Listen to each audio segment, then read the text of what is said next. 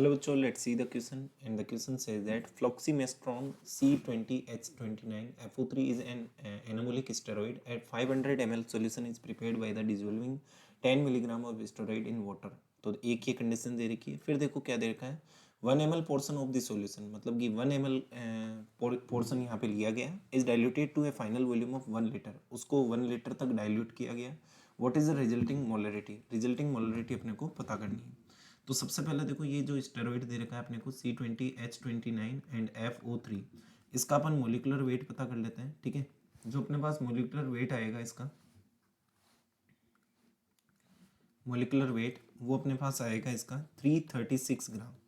कैसे निकालेंगे, कार्बन का 20 होता है, ठीक है, H का जो अपने पास होगा 1 हो जाएगा, फ्लोरीन जो होता है 18 और ऑक्सीजन का कितना होता है 16।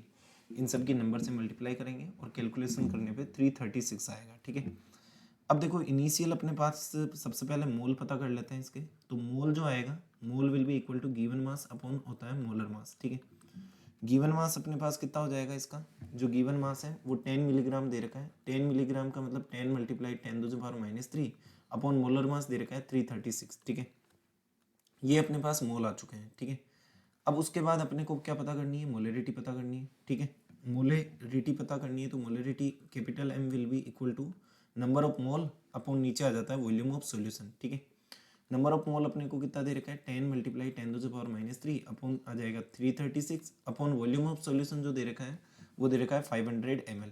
500 ml दे रखा है तो ऊपर अपन 1000 से मल्टीप्लाई कर देंगे।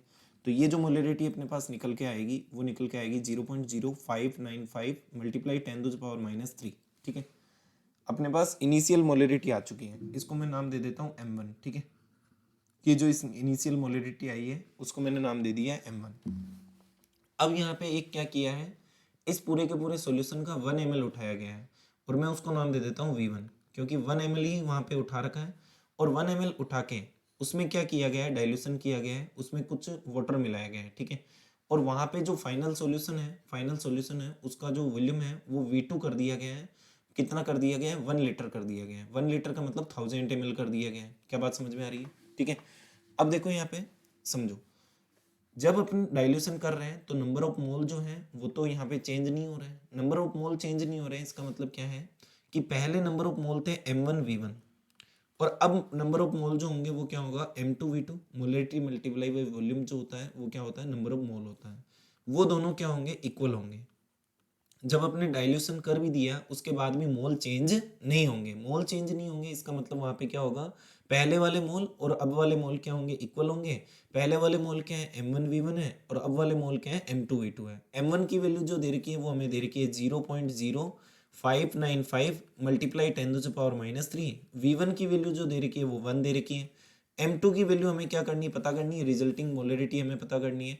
V2 जो है वो दे रखा है 1000 ml। ठीक है, तो यहाँ से जो M2 की वैल्यू आएगी वो M2 की वैल्यू अपने पास आ जाएगी 5.95 मल्टीप्लाई बाई 10⁻⁸ मोलर। ठीक है, ये अपने पास आएगा जो कि ऑप्शन नंबर C से मैच कर रहा है। इसका मतलब ऑप्शन C जो है वो अपने पास करेक्ट आंसर होगा। I hope all of you understand this question very well. Thank you and best of luck for your next exam.